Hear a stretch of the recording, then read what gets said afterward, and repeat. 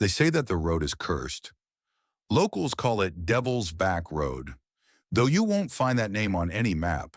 It's just a ragged, two-lane stretch of cracked pavement winding through a forgotten part of western Pennsylvania, where the woods press tight against the shoulders and your headlights barely touch the trees. There are no streetlights, no signs, and once you pass the last mailbox, cell service disappears like breath on glass. People warn you not to drive it at night. The stories vary. Phantom cars that appear in your rear view and vanish when you pull over. A woman in a tattered white dress who walks barefoot along the shoulder, bleeding from her eyes. An old man standing in the road, mouth open in a scream, but no sound ever comes out. Teenagers dare each other to cruise the road at midnight, but not many go. And the ones who do, they don't talk much about what they saw. Some of them don't come back at all. I never believed in that stuff. Ghosts, curses, demons. It all sounded like small-town superstition to me. Urban legends passed down to keep kids in line. But everything changed one October night in 2016. I was 25, living in Pittsburgh, working as a freelance videographer. That month I was shooting a documentary about rural folklore, and I wanted something raw, something unfiltered. I heard about Devil's Back Road from an old woman in a bar just outside Johnstown. She leaned in close, her whiskey breath thick in my face, and said, "If you want a real story, take a ride down the Devil's Back. But you don't go alone." I didn't listen. That Friday I packed up my gear, night vision cameras, audio recorders, in a drone, and drove out alone just before sunset. I figured I'd get some creepy B-roll footage and maybe some local color to add spice to the doc. I didn't even tell anyone where I was going. By the time I found the start of the road, the sun had vanished behind the trees. The entrance was marked by two crumbling stone pillars, like the gates to some long-abandoned estate. My GPS stopped working almost immediately. I clicked on my dash cam, hit record on the rear cam, and drove in. The trees closed in fast.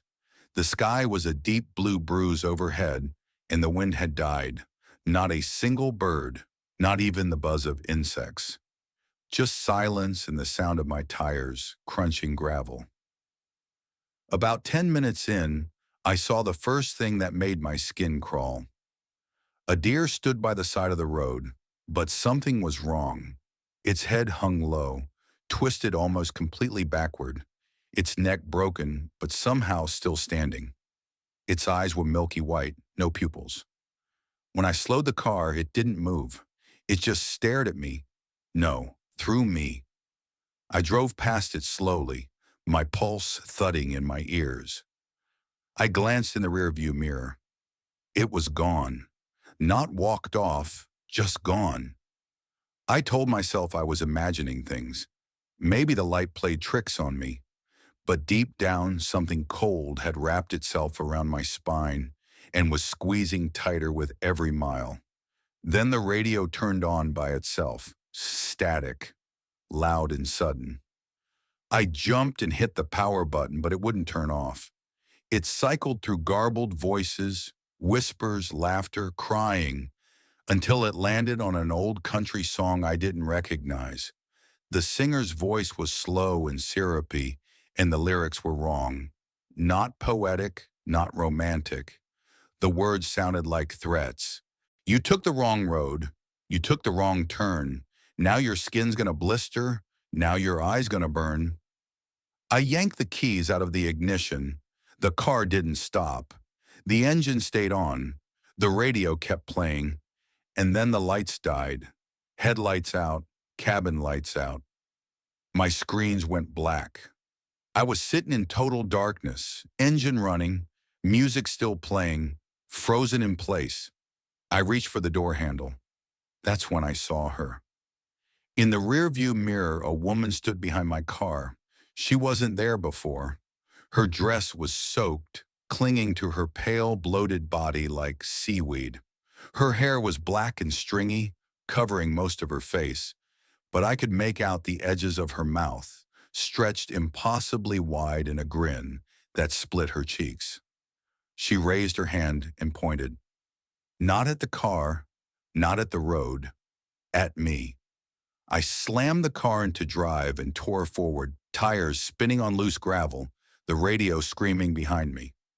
As I drove, the trees leaned closer, and shadows began to move between them. Not animals, not anything natural. They were tall, thin things, humanoid but wrong, twisting and jerking like puppets with snapped strings. I was going 70 on a road meant for 30, and still, it felt like something was gaining on me. Then I hit something. The car lurched, and I swore I saw a body roll over the hood. I braked hard, breathing in short bursts, heart hammering in my throat. I stepped out, camera in hand, ready to document what I hit. There was nothing on the road, but the front of my car was coated in blood. Not red, black, thick and tar-like, it steamed in the night air. I got back in and kept driving. My lights flickered back on, and for a brief moment, I thought I was free. The radio was silent. The car seemed normal. But then I looked to the passenger seat. Someone was sitting there. I could only see them from the corner of my eye. A man in a suit, face wrapped in bandages, hands folded politely in his lap. He didn't look at me, just sat there, humming the same melody I'd heard on the radio. I didn't speak. I didn't move. I just drove, mile after mile, until finally the road spit me out near a shuttered gas station at the edge of town. I pulled over and vomited in the dirt. When I looked back, the passenger seat was empty. The blood on the hood was gone. My cameras were still rolling, but when I checked the footage later, all I saw was static. Hours of white noise. No woman, no shadows, no phantom passenger. I tried to tell people what happened. Most didn't believe me.